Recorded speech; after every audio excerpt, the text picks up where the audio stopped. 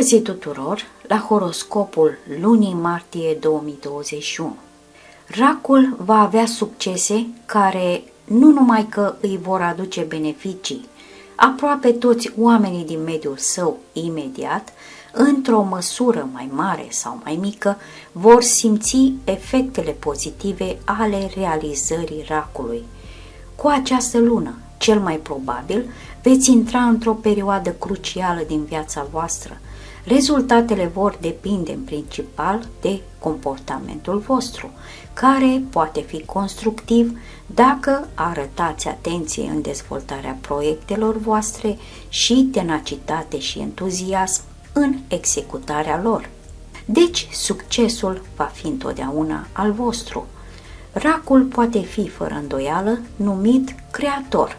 În martie 2021 vei avea o mulțime de idei pe care le vei putea aduce la viață, nu numai dacă ești încrezător și moderat ambițios.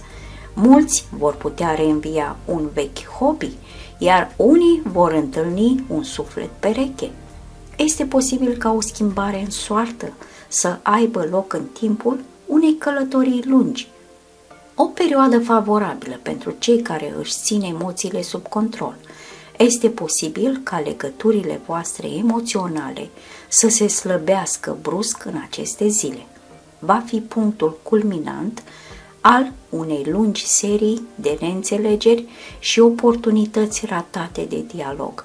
Veți tinde să luați decizii impulsive, ceea ce poate dăuna carierei și relațiilor de dragoste. Simțiți-vă liberi să vă declarați dorințele și deschideți-vă familiei. Deci, faceți tot ce puteți pentru a găsi oportunitatea de a face o excursie de cuplu sau o cină la lumina lumânărilor cât mai curând posibil. Acest lucru vă va permite atât să vă consolidați relațiile, cât și să vă găsiți pacea interioară. Dacă sunteți singuri, treziți-vă! Un suflet pereche este în jur. În martie 2021, mulți dintre voi vor deveni mult mai responsabili. Nu veți fi recunoscuți, nu va exista nicio urmă a neglijenței voastre anterioare. Vă veți gândi la viitor, la semnificația existenței voastre și veți pune totul în ordine. Poziția actuală a racului îi va face pe oameni să-l asculte mai mult. Impactul său se va dovedi atât de grav încât racul va fi capabil să consilieze persoanele cu funcții înalte din compania sa. În martie 2021, astrele recomandă racului începerea unei afaceri. Acest lucru vă va stabiliza situația financiară și vă va oferi confort. Vor fi probleme, dar rezolvabile. Nu lăsați complexele interioare să vă împiedice ideile mari și încercați să mențineți o relație caldă cu prietenii și colegii voștri.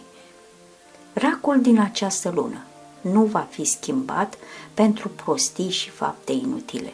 Dimpotrivă, va întreprinde ceva mare și profitabil. Pierderile mici și dezamăgirile în muncă nu sunt excluse, dar acest lucru este temporar. Pentru a înlătura obstacolele, tratați punctele negative filozofic. Venus va petrece 3 săptămâni în casa a 9-a, ceea ce va înzestra racii cu un anumit spirit de aventurism. Relațiile obișnuite de rutină vor începe să vă apese și veți fi atrași de tot ceea ce este necunoscut și neobișnuit. Deci, alesul vostru poate fi o persoană care locuiește într-o altă țară, conduce un fel de stil de viață neobișnuit sau este angajat într-un fel de afacere neobișnuită pentru voi. La sfârșitul lunii martie 2021, racul va avea o aventură cu un oficial de rang înalt.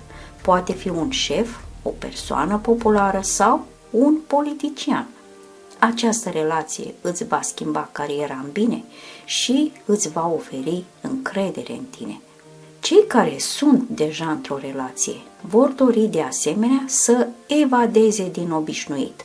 Acum va fi o perioadă bună pentru a pleca într-o călătorie cu partenerul, pentru a alunga plictiseala.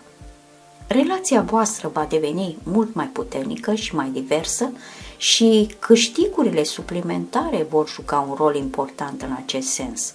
Veți stabili rapid contacte de planuri de afaceri și cooperarea cu partenerii străini va aduce profit în această perioadă.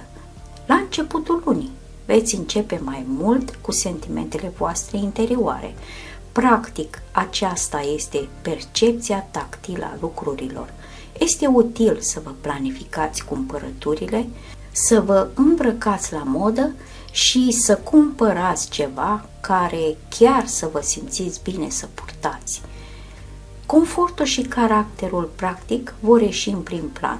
Dacă decideți să cumpărați ceva pentru casa voastră, nu economisiți. Lucrurile de înaltă calitate și scumpe vor dura mult timp. Mercur va petrece prima jumătate a lunii în casa 8-a, după care, de pe 16 martie, se va muta în casa 9-a. Așadar, în primele săptămâni veți avea noroc la locul de muncă. Vor fi atinse obiective profesionale care vor afecta cooperarea în afaceri și finanțele. Va fi o perioadă bună pentru a solicita un împrumut la bancă, pentru a-ți dezvolta afacerea. Martie este o perioadă fructuoasă în sfera materială. Dacă împrumutați bani, atunci există șansa de a-i investi cu succes într-un proiect de anvergură. Dar nu trebuie să te bazezi doar pe atitudinea ta. Intuiția în carieră nu este întotdeauna un bun ghid. Fii atent așadar și ai încredere în cei pe care i-ai cunoscut de mult timp, deoarece ofertele vor fi atrăgătoare, dar pot fi dubioase și aventuroase. Ar trebui să verificați cu atenție documentele, citirea condițiilor contractului, pentru că cele mai importante lucruri vă pot fi ascunse. Încercați să aflați informațiile corecte pentru a nu cădea în mâinile oamenilor egoiști și nesinceri. Luna aceasta nu este recomandabil să renunțați la locul de muncă sau să obțineți un alt loc de muncă. De asemenea, nu merită să înregistrați activități comerciale. Din păcate, afacerea se va ofili rapid, iar veniturile din aceasta vor fi minime. De asemenea, concurența și greșelile în procesul de încheiere a tranzacțiilor nu sunt excluse. A doua jumătate a lunii va trece în agitație intelectuală.